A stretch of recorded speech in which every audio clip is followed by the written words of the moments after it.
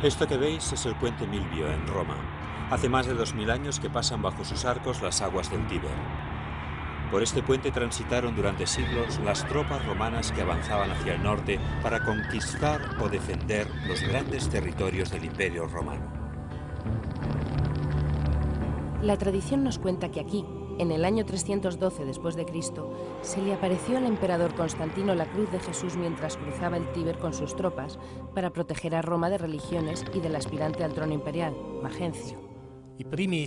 Los 3 primeros siglos de la historia de la Iglesia, como ya hemos visto, se caracterizaron por las persecuciones.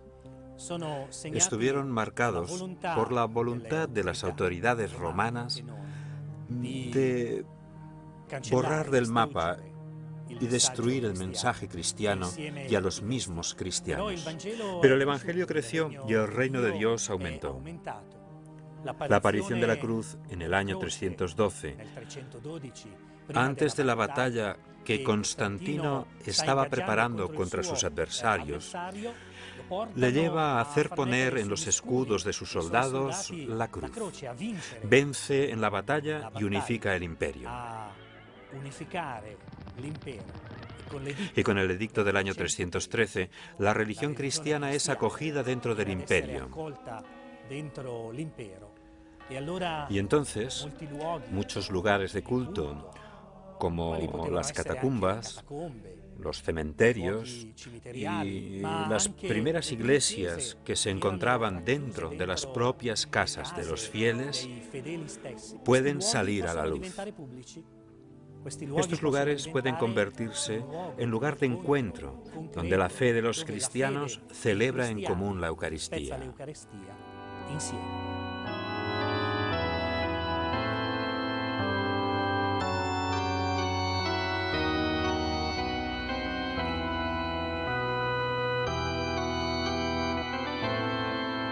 Las consecuencias del Edicto de Milán del año 313 son numerosas y, sobre todo, tienen efectos notables en todo el Imperio Romano. En primer lugar, en el Imperio de Occidente, gobernado por Constantino. Y unos años después, también en el de Oriente, gobernado por Licinio. En el mapa podemos observar la división del Imperio Romano. Pero para entender bien las consecuencias del Edicto de Milán, nos situamos ante el Panteón, que para los romanos era el templo de todas las religiones, con un joven investigador de la Iglesia Católica. Las consecuencias del Edicto de Milán del año 313 son 4. 1. La equiparación del culto cristiano con la religión del Estado de Roma. 2. La libertad de culto para los cristianos. 3. La restitución de bienes y propiedades confiscadas con anterioridad a los cristianos, incluidos cementerios e iglesias. 4. La designación del domingo como día de fiesta oficial.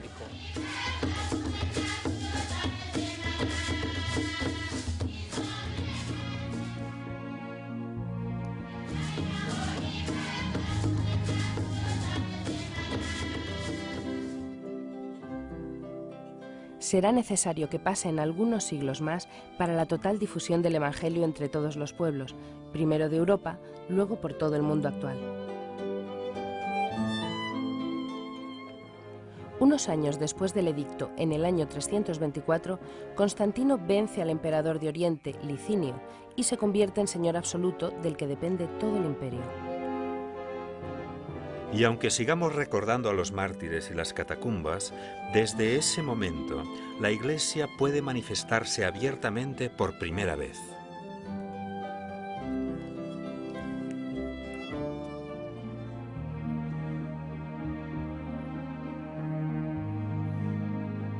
En estos años se construyen espléndidas basílicas cristianas e innumerables iglesias, no solo en Roma, sino también en Egipto, en el Cairo y por todo el imperio, en Jerusalén, en Constantinopla, en Cartago, Roma, Milán.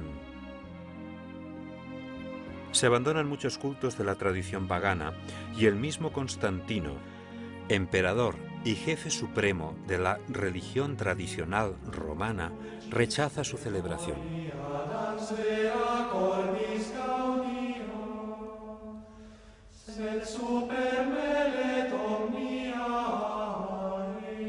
En el año 313, los cristianos son aproximadamente unos 7 millones, algo más del 5% del imperio, y su presencia es mayor en las ciudades más importantes, aunque se extienden hasta los límites más lejanos del imperio, como el estado de Kerala, en India. Hoy como ayer, los cristianos reciben los sacramentos de manos de los sacerdotes. Pero aunque los sacramentos eran celebrados por los fieles de todo el imperio de la misma manera y forma, es en estos siglos cuando aparecen diferencias y arbitrariedades en la interpretación de la doctrina. Esta es la época de las primeras herejías. En este capítulo de la historia de la Iglesia, oiremos hablar a menudo de herejía. Pero, ¿qué es la herejía? La herejía es una verdad distorsionada, una verdad que no sigue la lógica del Evangelio, en la que una o varias personas proponen una verdad diferente de la fe que la Iglesia nos invita a creer. Y la Iglesia siempre ha luchado contra las herejías.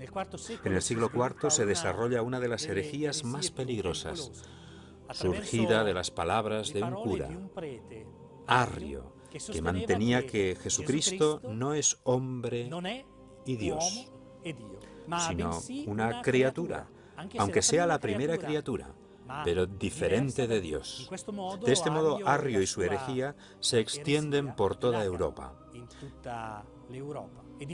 Y ante esta propagación, la Iglesia no puede hacer otra cosa que pedir ayuda al gobierno imperial, a Constantino.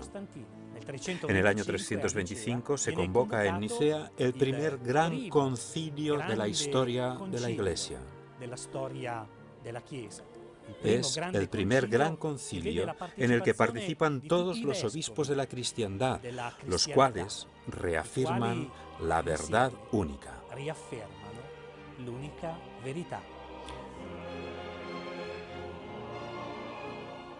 Aún hoy podemos encontrarnos con este documento.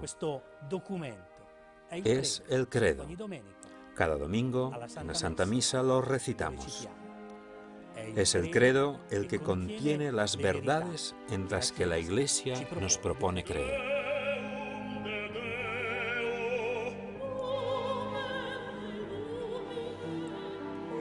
Y si en esta época la Iglesia debe enfrentarse al problema de las herejías, en el desierto entre Egipto y Siria hay personas que se retiran para vivir una vida completamente aislada buscando a Dios.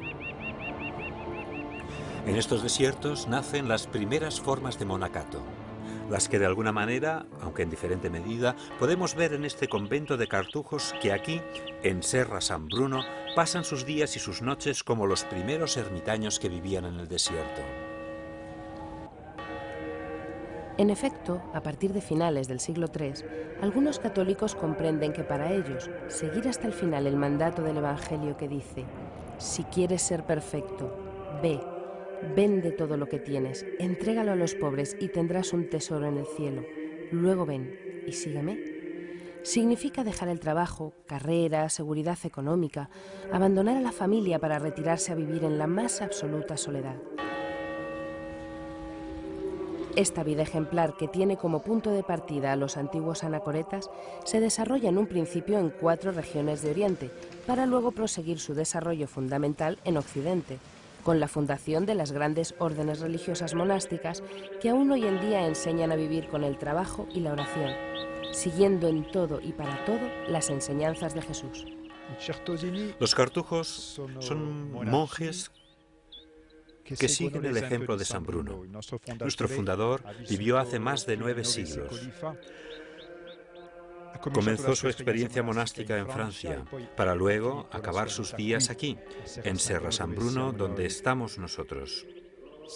Se pensaba que había creado una nueva forma de vida monástica totalmente original. En realidad, se inspiró en la vida de los primeros monjes, aquellos que vivieron en Egipto alrededor del siglo III. Es una vida casi de eremita, de ermitaños. La vida de ermitaño es cuando se vive totalmente solo. Y luego está la vida del cenobio, cuando los monjes viven en comunidad. La vida de San Bruno y nuestra vida actual son casi eremitas. Una mezcla de vida solitaria y vida solidaria. Y esta era también la experiencia de los primeros monjes, porque eran muy pocos los que vivían completamente solos. En realidad vivían juntos, es decir, había siempre un maestro, un Abba, como decían ellos, un padre con sus discípulos. Tenían mucho aislamiento, es decir, estaban en soledad para la oración, pero como nosotros. Los cartujos tenemos también una vida comunitaria que permite completar aquello que la vida en soledad no puede proporcionar. En aquel momento, terminada la época del martirio y las persecuciones, en el deseo de imitar la vida de Jesús, muchos hombres y mujeres buscan una forma concreta de vivir esta imitación. Entonces nacen lugares donde hombres y mujeres se retiran para estar en soledad, en contemplación, tras haber vendido todo, como hizo el primer gran monje, San Antonio Abad en su desierto, tan conocido por los agricultores. San Antonio elige una vida retirada, en soledad, para dedicar su vida solamente al sacrificio, a la entrega al Señor.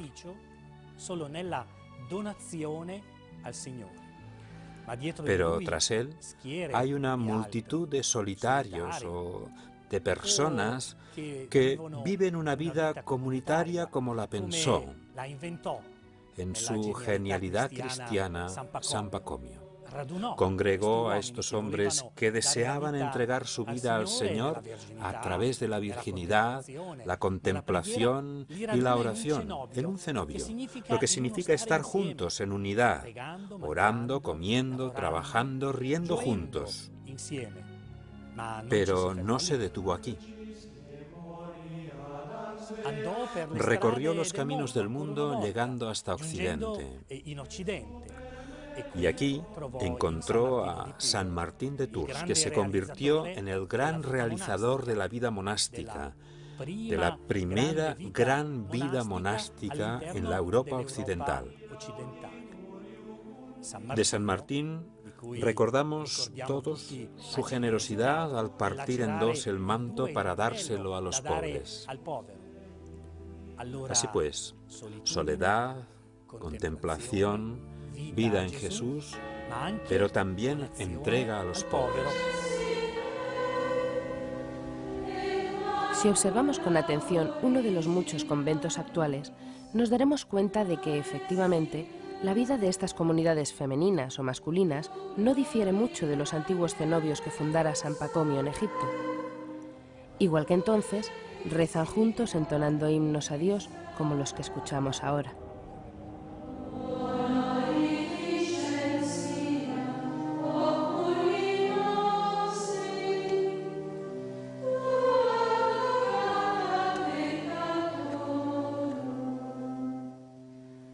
Igual que entonces hacían los miembros de los cenobios de San Pacomio, comen juntos aprovechando lo que ellos mismos han cultivado y realizado con su propio trabajo. Y esto es igual para las comunidades femeninas que, aunque comenzaron a fundarse siglos más tarde, pasan sus días entregadas al trabajo, la meditación y la oración. Como las antiguas monjas reunidas por la hermana de San Pacomio en las tierras entre el Nilo y el Mar Rojo. Tanto entonces como ahora, son vidas entregadas por Dios y por el amor al prójimo. ¿Cómo se siente la llamada de Dios? A todos los que me han hecho esta pregunta no he sido capaz de responderles con precisión, y os aseguro que me la han hecho muchos. Creo que debe ser algo parecido a cuando uno se enamora. Lo que sientes dentro de ti es tan grande que no puedes casi ni expresarlo con palabras. Nadie tiene un amor más grande que este, dice Jesús, dar la vida por los amigos. Este es el amor que me ha enamorado. Un amor tan fuerte que es más fuerte que la muerte y la transforma en vida. En realidad lo último en que pensaba era en hacerme monja. Pero es tan hermoso confiarse a quien sabes que te ama. Y todo sucede como a escondidas, en aquella zona tan íntima del corazón donde solo habita Él. Y no permite la entrada de nadie más. Yo, que habría querido recorrer las misiones del mundo, me encontré llamando a la puerta de un monasterio de clausura con el mismo deseo dentro de mi corazón. Amar a mi Dios con todo mi ser y a mis hermanos con ese mismo amor. Sé que parece imposible e incluso para mí es un misterio, pero creo que estas rejas, que parece que separan del mundo y encierran, en realidad permiten llegar derecho al corazón de Dios y desde allí al mundo entero. Sí, es una muerte, pero es una muerte por amor. Y es increíble cómo desde ya todo se me aparece desbordante de luz, de vida y de la alegría del Señor resucitado. Pero aunque durante aquellos siglos se fundaron nuevas comunidades, no faltaron nuevas herejías. Es el año 381 después de Cristo.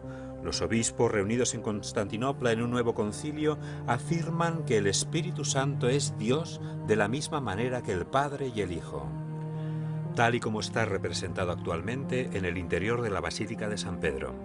Es la señal de la cruz que cada cristiano hace miles de veces a lo largo de su vida y tiene su origen en aquel lejano concilio, igual que el gesto de la bendición a los fieles que hace el sacerdote. Afirma la unidad y la Trinidad de Dios, Padre, Hijo y Espíritu Santo.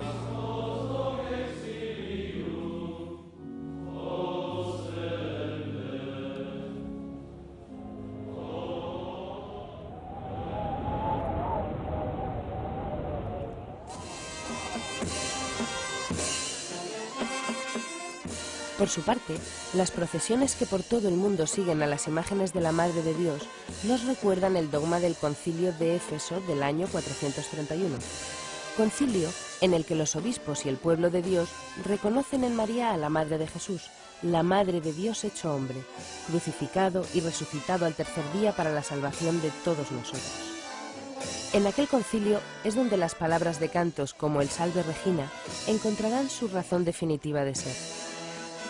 Palabras que, por otra parte, están profundamente enraizadas tanto ayer como hoy en la piedad popular, llena del amor del Hijo por su Madre.